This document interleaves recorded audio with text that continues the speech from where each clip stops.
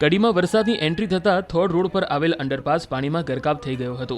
અંડરબ્રિજમાં પાણી ભરાતા 4 વાહનો પાણીમાં ગરકાવ થઈ ગયા હતા। 2 ડમ્પર, 1 આઈસર ટ્રક, 1 સ્કોર્પિયો અને 1 અલ્ટો કાર અંડરપાસમાં ફસાયા હતા। આ બનાવને પગલે સ્થાનિક તરવૈયા અને વહીવટીતંત્રની ટીમ યુદ્ધના ધોરણે ઘટના સ્થળે આવી પહોંચી હતી અને બચાવ કામગીરી હાથ ધરી હતી, જેને પગલે 6 લોકોનું રેસ્ક્યુ કરવામાં આવ્યું હતું। આ કામગીરી સવારે 4 વાગ્યા સુધી ચાલી હતી। જો કે અંડરબ્રિજમાં ફસાયેલ એક કાર ચાલકનું કમકમાટીભર્યું મૃત્યુ નીપજ્યું હતું। હવે સૌથી મોટી વાત એ છે કે હજુ તો ચોમાસાની શરૂઆત થઈ નથી। વરસાદી ઝાપટા આવ્યા ત્યાં અંડરબ્રિજ પાણીમાં ગરકાવ થઈ ગયો અને એકનો ભોગ પણ લઈ લીધો। ત્યારે હવે સ્થાનિક લોકો તો ત્યાં સુધી કહે છે કે આ અંડરબ્રિજમાં પાણી ભરાવાની વારંવાર સમસ્યા થાય છે। હવે સવાલ એ છે કે આ નિષ્ઠુર અને નિંદ્રાધીન તંત્રને કેમ નથી દેખાતું? બેદરકારીની હદ વટાવી દીધી। ચોમાસા પહેલા જ એક યુવકનો જીવ લઈ લીધો। આ પાણી ભરાવાની સમસ્યાથી ક્યારે મળશે મુક્તિ? આ નિંદ્રાધીન તંત્રની ક્યારે ઉગડશે આંખ? આવા અનેક સવાલ લોકો ઉઠાવી રહ્યા છે। મહેસાણા જિલ્લાના કડીમાં રાત્રિ દરમિયાન 2 ઇંચ જેટલો વરસાદ વરસતા કડી શહેર હોય છે તે પાણી થયું હતું।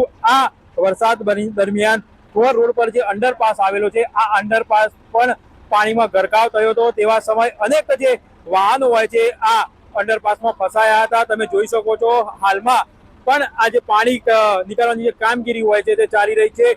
જે વાહનો ગરકાવ થયા હતા તેમાં અનેક લોકો ફસાયા હતા। તેમને સ્થાનિક લોકો અને તંત્ર દ્વારા બહાર નીકળવાનો પ્રયત્ન કરવામાં આવ્યો હતો, પરંતુ આમાં એક જે સ્કોર્પિયોનો ચાલક હોય છે તેનું મોત નીપજ્યું છે।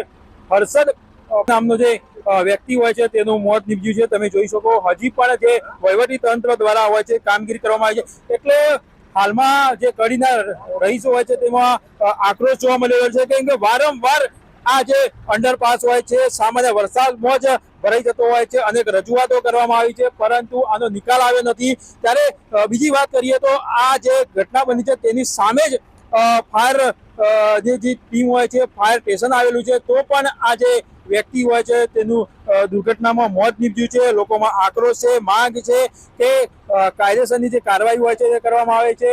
આ આગામી દિવસોમાં આવી કોઈ ઘટના ના બને તેની પણ તકેદારી રાખવામાં માંગ કરી રહ્યા છે। એટલે ચોક્કસથી હાલમાં હજી તો વાત કરીએ તો હજી પણ અનેક જે વાહનો હોય છે તો તમે જોઈ શકો છો કે હજી પણ પાણીમાં ગરકાવ થાય છે। એટલે કલાકો વીતવા છતાં પણ વહીવટી તંત્ર હજી સુધી આ જે નાળું હોય છે તેનું પાણી પણ કાઢી શક્યું નથી। ત્યારે ચોક્કસથી વહીવટી તંત્ર સામે પણ સવાલો થઈ રહ્યા છે કે આ કેવો વહીવટ કે હજી તો ચોમાસું શરૂ નહીં થયું, આ કમોસમી વરસાદમાં જ આવી પરિસ્થિતિ છે।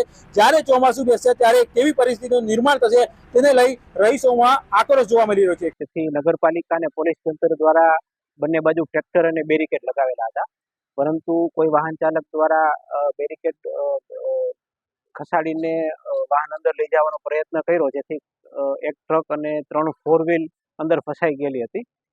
આપણે વહીવટી તંત્ર, પોલીસ, નગરપાલિકા કડી અને મહાનગરપાલિકા મહેસાણાની ટીમ દ્વારા અને સ્થાનિક લોકોની મદદથી 6 થી 7 લોકોને જીવિત હાલતમાં રેસ્ક્યુ કરેલા છે। એક વ્યક્તિ બેભાન હાલતમાં રેસ્ક્યુ કરેલો છે। આપણે એમને ભાગ્યોદય હોસ્પિટલ ખાતે હાલ શિફ્ટ કરેલ છે। હા, એટલે ચોમાસું શરૂ થયું નહીં, પણ છતાં આ અવારનવાર હોનારતો થતી જ હોય છે। એનું મેઇન કારણ એ છે કે કડી થોર રોડ જવાનો આ એક જ માર્ગ છે। કડીમાં બીજો કોઈ એવો રસ્તો નહીં કે જ્યાંથી પબ્લિકનું આવન જાવન થઈ શકે। અને જ્યારે વરસાદ આવે છે પાણીનો એટલો આવરો છે કે પહેલાં પહેલું આ ગન્નારું ભરાઈ જાય છે, અંદર ગાડીઓ ફસાઈ જાય છે। 2 મોટા આવ્યા ફસાઈ ગયા છે, આ નાની ગાડી એટલે આવો ભરાઈ જવાથી લોકોનો વારંવાર અકસ્માત થાય છે। હા, એક વ્યક્તિ જે મેળાદરના ભાઈ છે એમનું દુઃખદ અવસાન થયું છે। તો સ્ટાફ હોય, પૂરતો સ્ટાફ હોય કે ના હોય એ મને ખ્યાલ નથી, પણ આવતા પાણીના નિકાલની વ્યવસ્થા નથી। એના કારણે 2-3 દિવસે આ પાણીનો નિકાલ થાય છે। એટલે આ પાણીનો નિકાલ થાય એવી કંઈ વ્યવસ્થા થાય એવું અવારનવાર રજૂઆત કરવા, એક તો આ પાણીનો નિકાલ નહીં થતો, અને જે બુટડી કહેવાય છે બુટડીની અંદર એટલું પાણી ભરાઈ રહ્યા છે, જે પંપથી ઉઠાવવામાં આવતું હતું એ પાણી પણ અહીં લાવવામાં આવ્યું છે। એટલે હવે હોનારત ઘટવાની જગ્યાએ હોનારત વધવાની વાત છે। વહીવટી તંત્રની અંદર જે લોકો છે એમને આ પ્રશ્નોનું સોલ્યુશન લાવવા માટે તજવીજ કંઈ કરતા નથી, અને અવારનવાર રજૂઆતો કરવા। ગઈ સાલ તો ડાયરેક્ટ પાણી આવતું હતું ને અમારી સોસાયટીમાં પણ પાણી ઘૂસી ગયું। હાલ જે ગટરનું કામ ચાલુ છે તે અમારા ટોટલી ડાયવર્ઝન રાજેશ્વરી સોસાયટીમાં થયું।